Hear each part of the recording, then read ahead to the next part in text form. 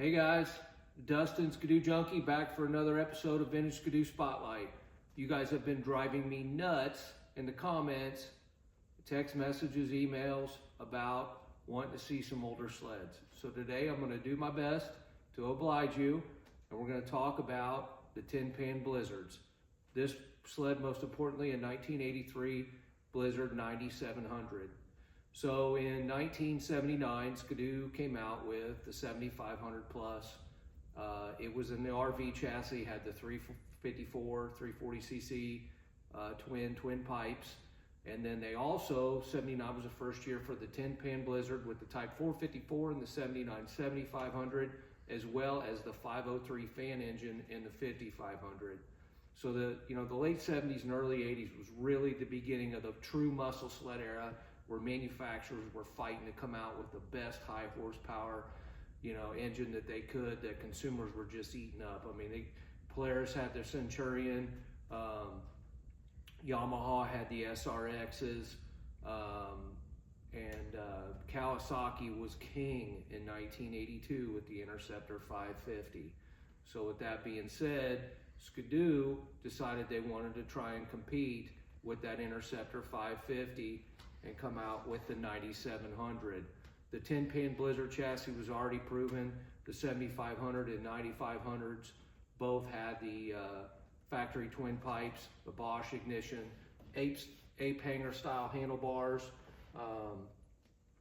They ran well. So in 83, Skidoo came out with like I said, the 9700, which had the Type 534, 521 cc engine in it with factory twin pipes.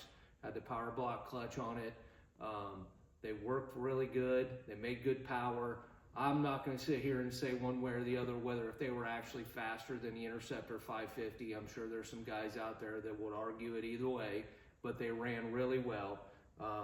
They were hard on drive belts. Man, did these things eat drive belts. I mean, if you were lucky to get 150 or 200 miles out of a drive belt, you were doing better than most. The other thing that they were hard on, they had the 16.5-inch wide track, and they just ate track clips. If you powered through any corners on these things, I mean, you were just shearing track clips off right and left. But they were a lot of fun to ride, made really good power, fairly low production numbers.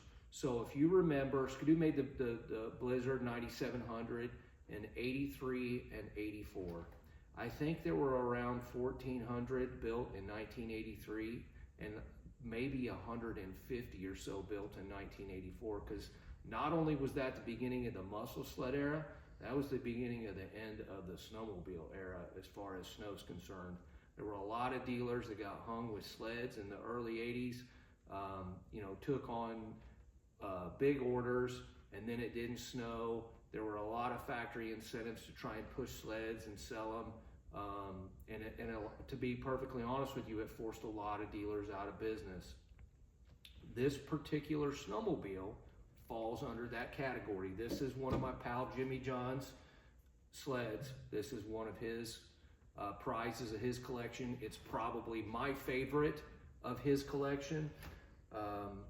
I'll go back and say, if you guys go back to my Snow Tracks video, I did a little highlight on this sled, and then I also said that, sleds, I don't find sleds, they find me.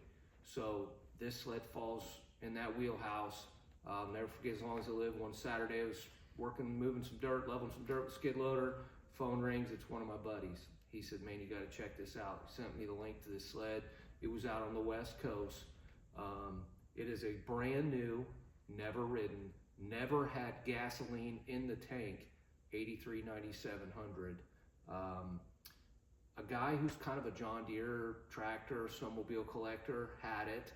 He found it at an estate that it was a deceased former Skidoo owner, and the story went that in the spring of 1983, this dealer, he was tired of fighting it.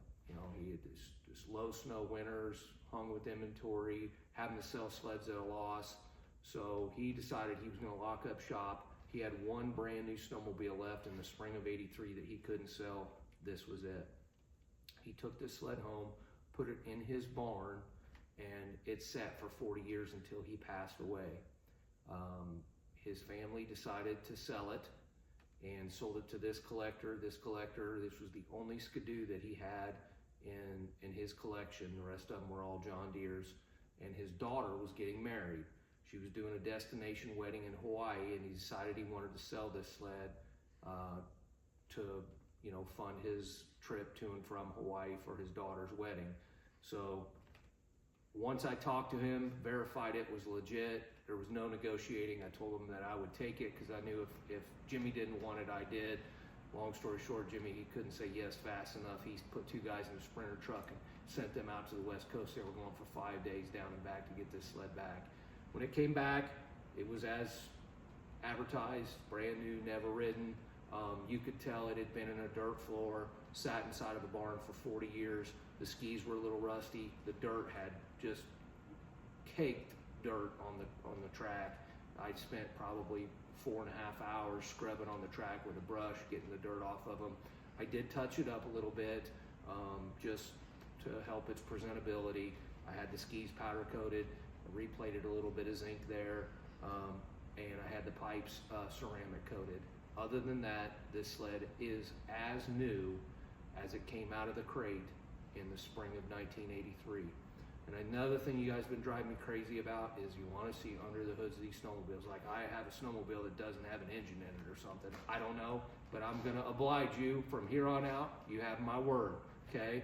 So Devin, my film guy, is we're gonna pop the hood on this thing. I want to show you a couple other things to prove to you that it is brand new and never been ridden. So Devin, come on up. I'm going to take a look under the hood.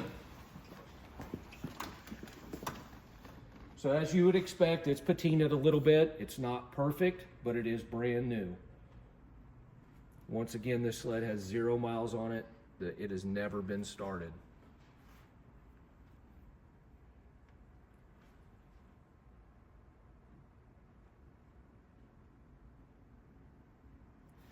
Quick look at the odometer. 1 kilometer on it, as they all had when they came out of the crate. Another way you can tell these things, any of you Skidoo guys knew that they had clear gas tanks on them, and the second you put gas in them, it stained that plastic. Devin, get a close up in that tank if you can. I know the lighting's not great, but